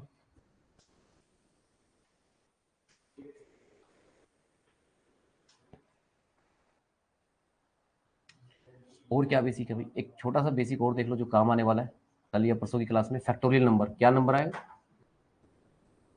स्टूडेंट। एक साइंटिस्ट थे जिसने एक सिंबल बनाया है फैक्टोरियल, कंप्यूटर में यूज होता है जनरली, कंप्यूटर लैंग्वेज में फैक्टोरियल। जैसे इसमें कहा आपको 5 फैक्टोरियल की वैल्यू बतानी है, आप सीख जाओगे, ज्यादा डिटेल में जाने की जरूरत नहीं है। 5 फैक्टोरियल का मतलब हुआ कि कोई बड़ा नंबर हुआ उसको ऐसे लिख सकते हैं। 4 फैक्टोरियल को कैसे लिख सकते हैं, जो भी आंसर आएगा। 3 फैक्टोरियल को कैसे लिख सकते हैं, 2 फैक्टोरियल को कैसे लिख सकते हैं, और 1 फैक्टोरियल को कैसे लिख सकते हैं 1, और 0 फैक्टोरियल को कैसे लिख सकते हैं, कुछ लिखना नहीं। लेकिन एक बात याद रखना, 0 फैक्टोरियल की आंसर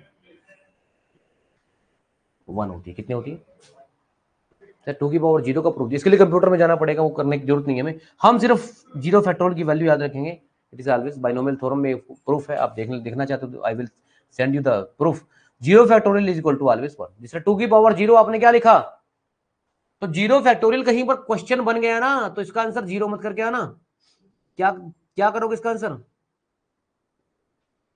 जीरो फैक्टोरियल भी वन होता है और वन फैक्टोरियल भी वन होता है, टू फैक्टोरियल टू होता है, उसके बाद चेंज हो जाएंगे। थ्री फैक्टोरियल कितना होता है?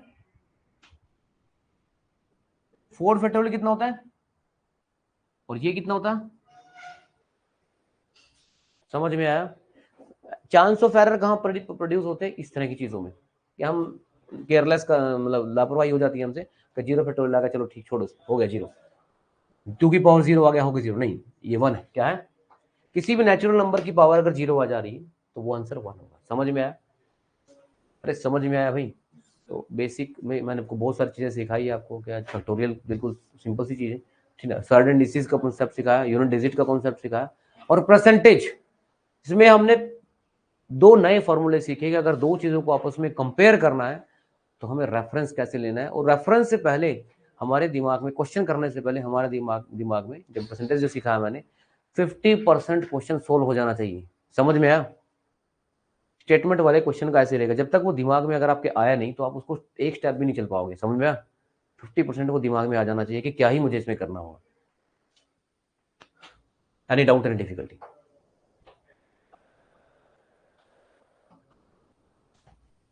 अब थोड़ा प्रैक्टिस करते हैं चीजों की।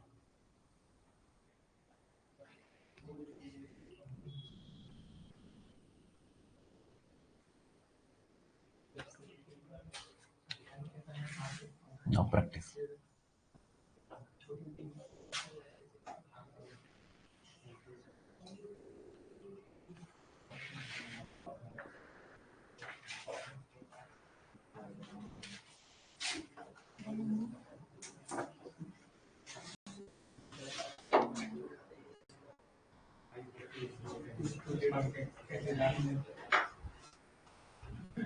हाँ जी, करके दिखाएंगे आप ये क्वेश्चन।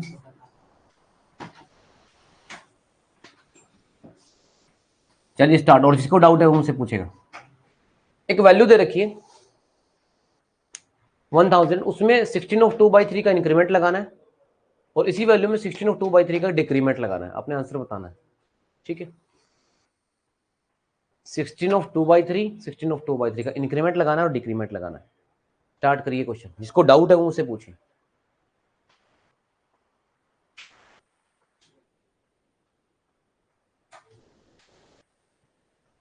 Practice practice.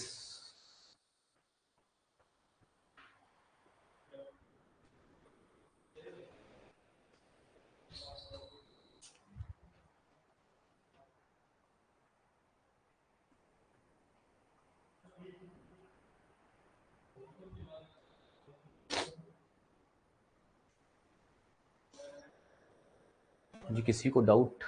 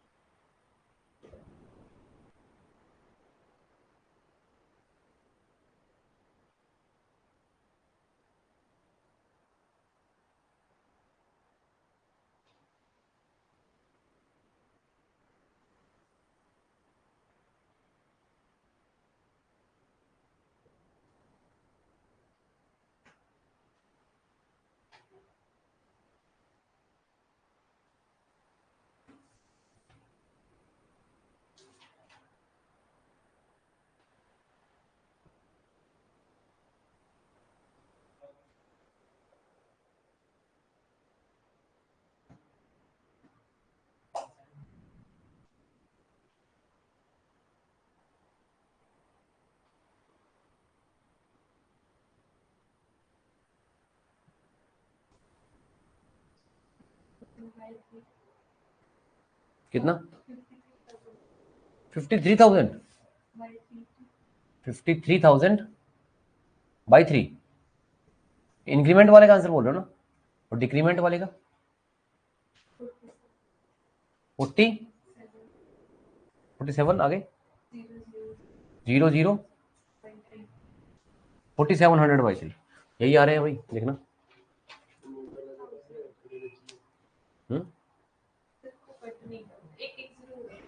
एक जीरो रहेगा।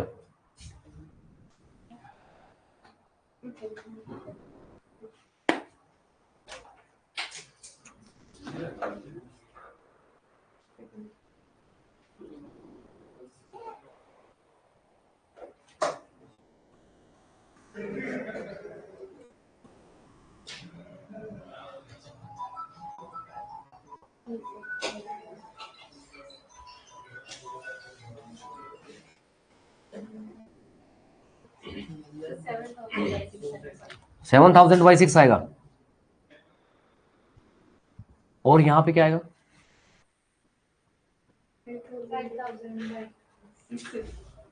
5,000/6 करो, देख और बताओ। कोई बहुत बड़ा क्वेश्चन नहीं दे दिया मैंने कल करवाए थे आपके साथ ही, ठीक है। और जिनको कल की क्लास नहीं लगा पाए तो आज भी सीखेंगे आप इसी कॉन्सेप्ट। आपको आ गया आंसर?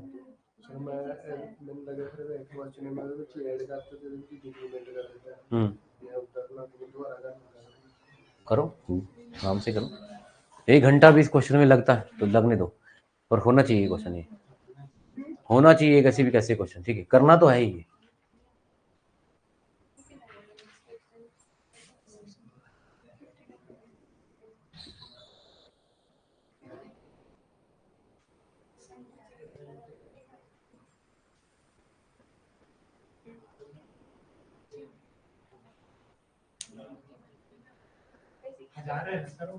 ठीक है,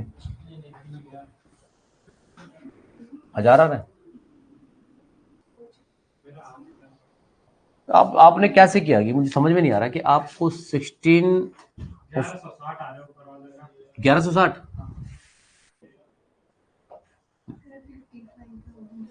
55 ये वाला 5,000 बताइए क्या है। सब तो निकाल दिया आपने, ये 4 ऑप्शन ही भर दिए। इसको पहले चेंज करो आप, कितना 50/3 है ना, परसेंटेज हटाओ 1/100 है ना, 1/6 आएगा है ना, 1/6। इसका इंक्रीमेंटेड फ्रैक्शन बनेगा 7/6। इसका इंक्रीमेंटेड फ्रैक्शन बनेगा, टोटल में 1 ऐड कर दिया, और इसका डिक्रीमेंट ये वाला क्या बनेगा, 6 में से 1 गया, तो एक बार 1000 को किससे मल्टीप्लाई करना है, और एक बार इसके लिए तो इसकी जगह क्या करना है आपने, किससे मल्टीप्लाई करना है, 7/6 से मल्टीप्लाई करना है, ग्रेटर देन 1 वैल्यू, क्योंकि इंक्रीमेंट कर रहे हो आप। और इसके लिए क्या करना है, डिक्रीमेंट के लिए किससे मल्टीप्लाई करोगे, ये लेस देन 1 वैल्यू है, क्या है, इसको इससे मल्टीप्लाई करो, लेस देन 1 आंसर आएगा। आंसर बताइए। अरे समझ में आया कि नहीं आया?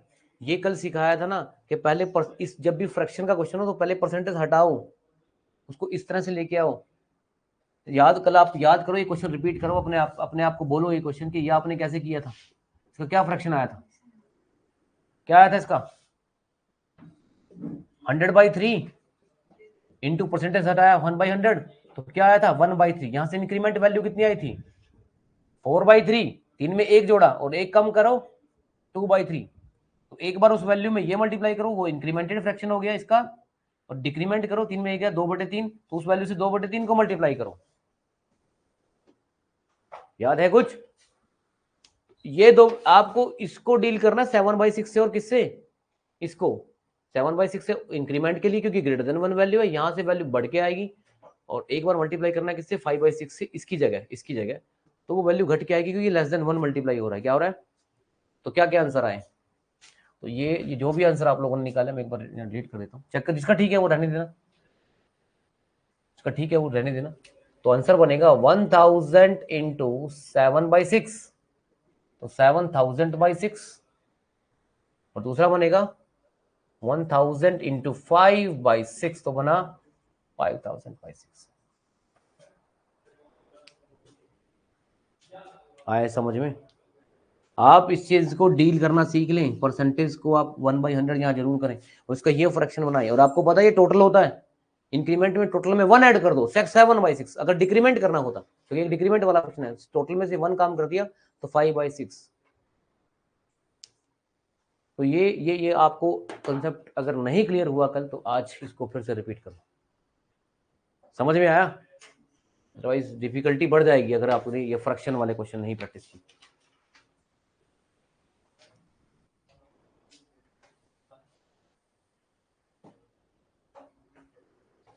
क्या ही आना, तो स्टेटमेंट आनेंगे कि इतना परसेंट बढ़ गया, इतना परसेंट घट गया, नो चेंज बताओ, ये बताओ, वो बताओ, ठीक है, सेल प्राइस इतना, कॉस्ट प्राइस कितना था, एमआरपी कितना था, प्रॉफिट हुआ, लॉस हुआ, वो सब कुछ इन्हीं चीजों पे बेस्ड है।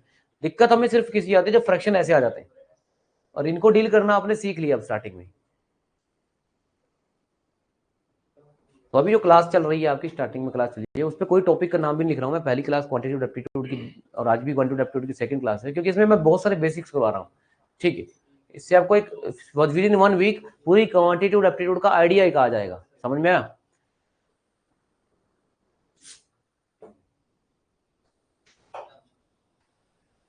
आ गया आंसर?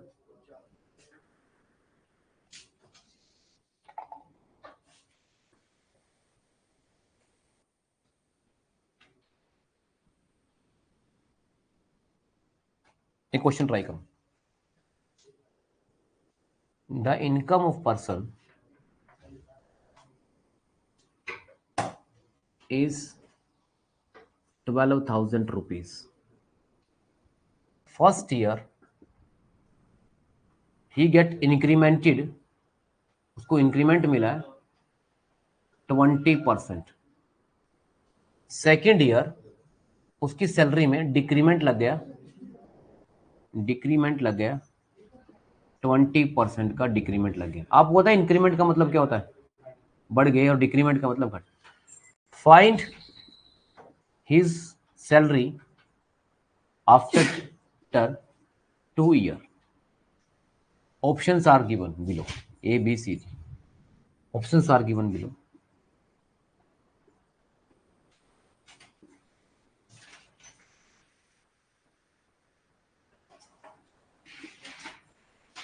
चलो करके दिखाओ।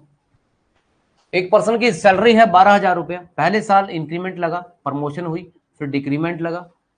सैलरी बतानी है 2 साल के बाद क्या होगी। देखो ऑप्शन ए का मतलब है नो चेंज। क्या? एक चीज याद रखना, सैलरी 12,000 है, पहले साल इंक्रीमेंट 20% का लगा, दूसरे साल डिक्रीमेंट 20% का लगा। तो एक आंसर तो कभी भी मत करके आना कि पहले साल जितनी बढ़ी दूसरे साल उतनी ही घट गई। ये बिल्कुल भी इसका आंसर नहीं है 12,000, याद रखना। समझ में आया? एटलीस्ट अगर क्वेश्चन नहीं करना तो उसमें तुक्का तो मत लगाना, क्योंकि ये तो बिल्कुल गलत है। क्या कहते हो? क्योंकि पहले साल 20 रुपए बढ़ गए, दूसरे साल 20 रुपए घट गए, तब तो कोई चेंज नहीं है। लेकिन क्या लिखा हुआ है साथ साथ? परसेंटेज नहीं, परसेंटेज लिखा हुआ, क्या लिखा है? परसेंटेज का कॉन्सेप्ट है। 11,520 बता रहे हैं भाई बच्चे। नन में मैं आंसर डाल रहा हूं, कोई देखो इसका आंसर क्या बनेगा।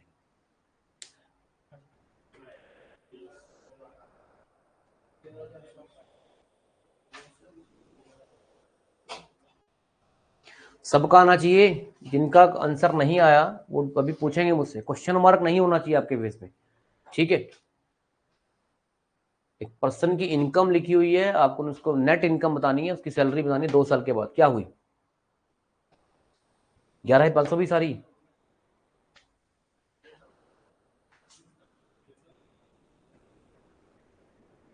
एक तरीका तो ये है, 12,000 जो सैलरी है उसका आप 20% निकाल लो, कितना होता है 12,000 का 20% कितना, कैसे निकालोगे? तो 12,000 का 20% कितना होता है? 20/100, ठीक है, ये जीरो हो गया। कितनी जीरो होगी? 2 जीरो है ना, और 2 जीरो 24 है ना। उसके बाद 12,000 में ये 20%, 12,000 का 20% ये होता है, तो 12,000 में आप 24 ऐड करो, 2400 कितना बना?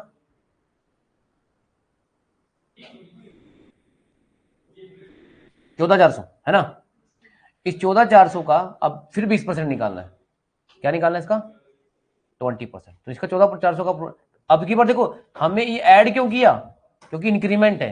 अब इसका जो वैल्यू आएगी 14,400 का 20%, वो माइनस करना है इसमें, क्योंकि क्या हुआ है? डिक्रीमेंट। तो 14,400 का 20% कितना होता है? 2,500। 2 जीरो कट गई, कितना आएगा एक बार बताएंगे इसको? जीरो।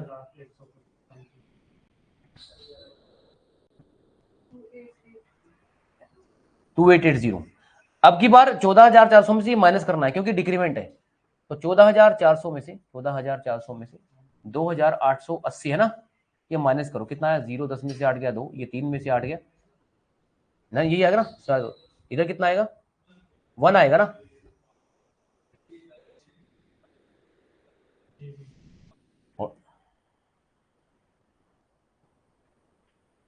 11,120 आ रहा है,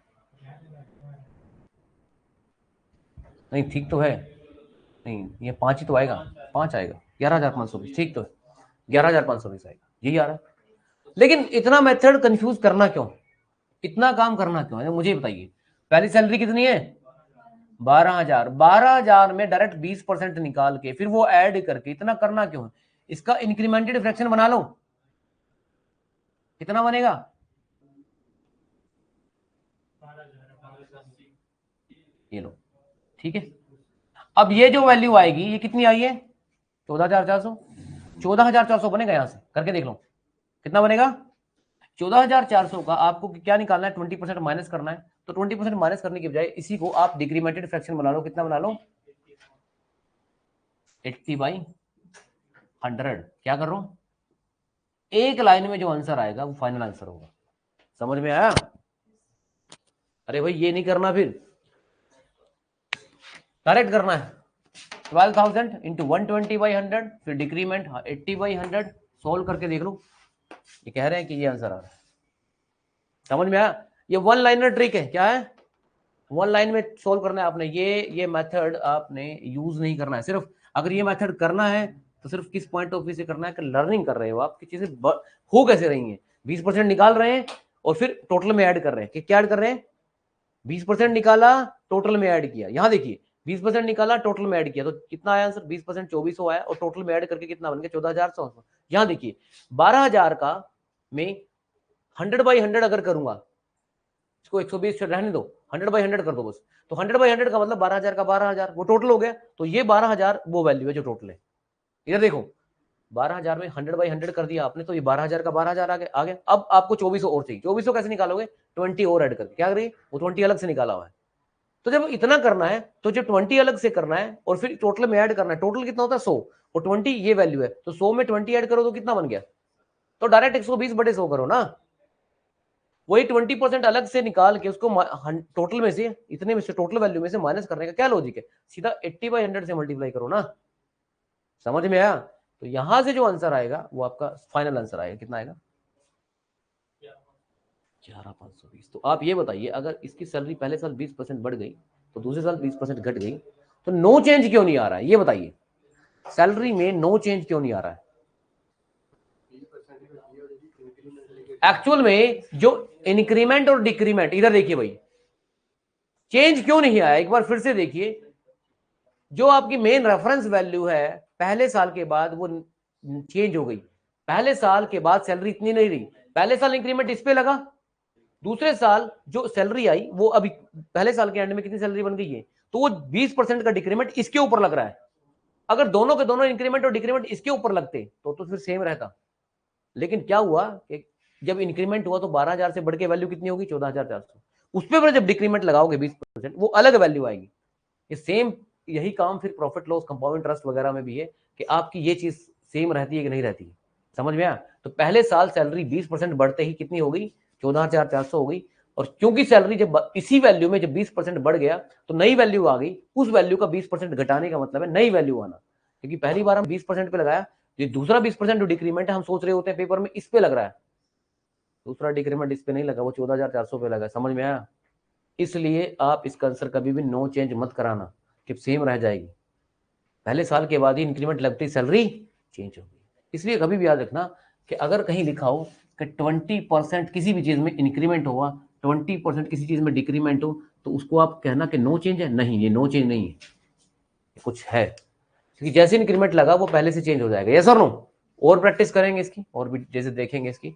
आज क्लास में इतना ही, कोई डाउट कोई डिफिकल्टी तो आया समझ में, तो प्रैक्टिस करिए भाई, ठीक है इन क्वेश्चंस की।